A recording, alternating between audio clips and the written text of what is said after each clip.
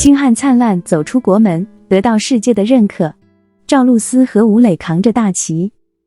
不可否认，璀璨星河是暑期热播，在国内赛中险些输给了苍兰诀，但不可否认的优秀。新一代人被2017年10月17日在 Netflix 上发布的璀璨之星所吸引。尽管如此，其结果足以给世界留下深刻印象并激励新的旗手。电影《锦绣星寒》由吴磊和赵露思一家合影主演。这部电影由费振翔执导，片名取自一家人的相貌。该剧围绕着一位历史厚重的年轻将军凌不多展开，故事围绕着留守女孩程少尚因父母长期缺席的国际冲突而共同长大。他们历经无数考验和磨难，展现了内在的力量，共同解决了这个家庭的国家危机。从7月开始，该节目连续3个月保持在 VTV 收视率榜上的第1名，这对于任何开箱即用的外国剧来说都是不常见的。它很受欢迎，以至于全世界都认可它。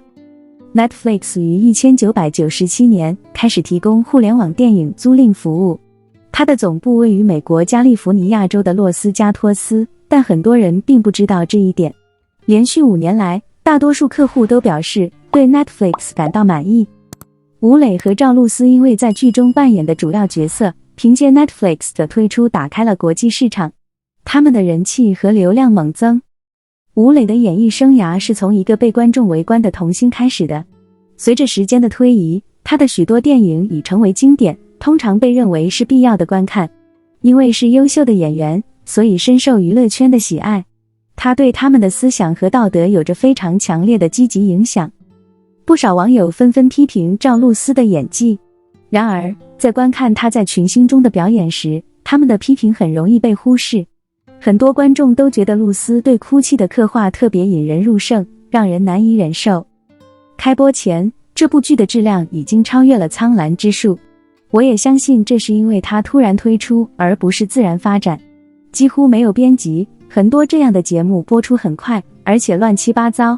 此外，广播的许多问题都与该节目有关。这部戏剧在风格和内容上都不同于标准的古代木偶戏，这也是一项集体工作。剧中的每个角色都有一个独特的故事情节，不涉及任何其他角色，甚至可以说，剧中的人物都不是小人物，他们都是独立的设置。剧中没有刻意强调任何一个角色，故事很完整，没有遗漏任何人，很容易让人觉得角色是真实的，因为这部剧是如此的充实和丰富。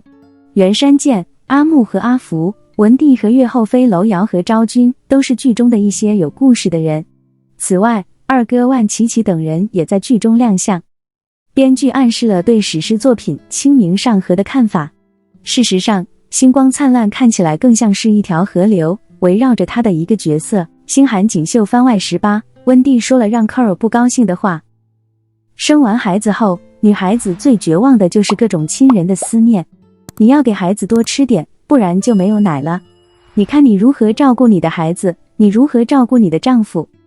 这些话看似很普通，但杀伤力却很大，因为母体的内分泌会和别人不一样。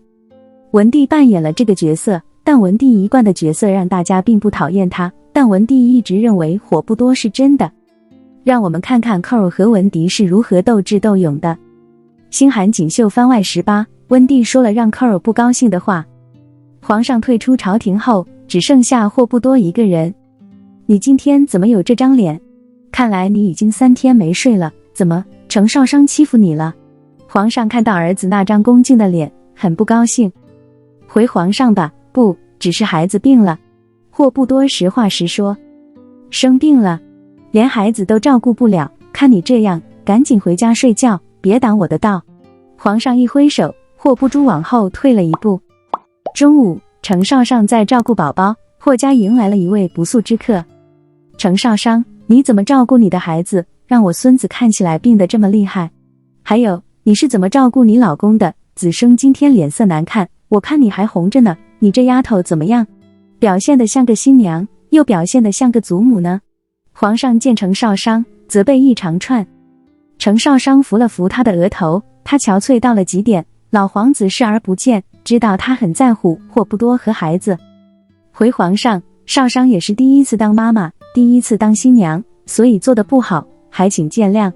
程少上用标准的仪式说道：你已经是妈妈了，不能像以前那样只顾自己，你的任务是照顾好他们父子俩。今天我给你立遗嘱，我会好好照顾他们的。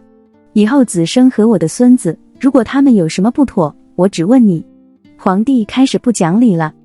程少商立马想把老皇子的话翻倍，可是抬头一看，却是老皇子脸上独特的褶皱，背脊不再笔直。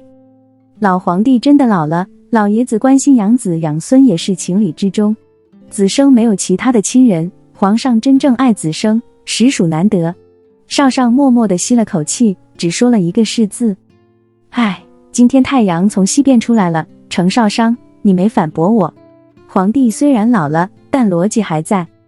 回到皇上，皇上所想的正是少上所想，而少上这辈子的心愿，也是希望自己的丈夫和孩子都能健康、幸福。今天皇上也有同样的心愿作为他的妻子，所以没有什么可反驳的。程少商人说，看在你今天说的份上，你孙子的病我不管，以后我会记住你的责任。皇上说完，就向太医了解了霍家二郎的情况，足足待了1刻钟，然后就回宫了。皇上走后，程少商陷入了一种莫名的压抑。未完待续。其实女人嫁给男人后，因为住在男人家里，所以通常会接触到更多男人的亲戚，很少有男性亲戚会站在女性的立场考虑问题，所以婚姻并不容易，需要的是无限的心和无限的包容。不过人有先伴，这些问题都不是问题。所以重点还是在现实中的女生身上，这个时期一定要冷静。看完《星光灿烂》原著，发现万老夫人竟然是少上的情感导师。少上和令不疑惑成婚后，曾数次试图断绝婚姻，但都以失败告终。当他意识到自己的婚姻与程家所有人的生命息息相关时，他也不敢再有任何想法，乖乖听从王后的安排，每天都像个好学生一样准时到宫里学习，尽量不要给自己也不要给家人添麻烦。他觉得自己做得很好，文帝却亲自上前训斥了他一番。只有一个主题，年轻的商人不知道如何关心林不选。林不多每天早上接少上，每天迟到送，但少上高兴的时候就约林不多去他们家吃饭。他不高兴，连林不朵都不让进门，也不在意。林不朵还没吃呢。这只是一回事，更重要的是，文帝从少上身上看不出对林不朵的关心。文帝捧在手心的养子，如今在少上那里被他冷落到连最基本的事情都顾不上。作为义父，文帝当然要出面训斥。要是再辜负养子的诚意，他就心疼死了。林不度是个削尖了脑袋想嫁人的男人，少商却不珍惜。文帝能生气吗？少商忍住泪水，在文帝面前一再表示他一定会改变过去。文帝放了他，可在回来的路上，林不多莫名其妙地杀了他。我不是你的兄弟，我可以让你呜咽，我不是你的仆人，所以一叫我就来去。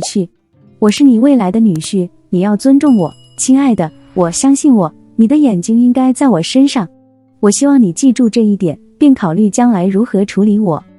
林不朵一口气将这一切说完，很不客气地让他下了马车，然后让小商人一个人去城府。少商这才意识到问题的严重性。自从嫁给林不玄之后，他还真没有想过要如何善待林不玄。也就是说，他不知道怎么做别人的新娘，因为到目前为止，他还没有把心放在这个人身上。为了尽快弥补这个错误，少商开始寻找老师，但是在城府找了一圈后，却找不到能回答他问题的人。就在他失望之际，少商想起了万老夫人。虽然只见过2次面，但少商对这位老奶奶印象深刻。万夫人透明又睿智，一定会给他一个满意的答复。万老夫人很佩服少商。少商有青春的影子，敢爱敢恨，从不委屈自己，所以他对少商很有耐心。少商把最近发生在他身上的事情说完了。他以为万太太会站在他这边，万太太却说林不朵没有做错什么。现在最重要的就是想好如何善待林不朵。万太太真聪明，一句话就说到点子上了。这就是今天少商上门走访的重点。万夫人道：不难，第一个就是所谓的心心相印，以后饿了就得想想林子生饿不饿。热自己，你要想想他的冷暖。日复一日，年复一年，你会习惯的，到最后你会自己照顾林子生，不需要时不时提醒他。邵商将这部经牢牢记在心里，从那以后，他每天都为林不朵烹制各式各样的美味佳肴。而万夫人的这句咒语为什么这么好用，是她自己练的。当初嫁太公丸的时候，她并不爱他，只是为了生气，后来被太公丸对她的好感打动了，于是尝试着关心他，用教小商的方法，所以两人的关系，这对夫妻很坚强，越来越好了。可惜太公丸死得太早了。邵商很幸运，没有桑夫人在身边指导，他也找到了能解答他情绪困惑的人，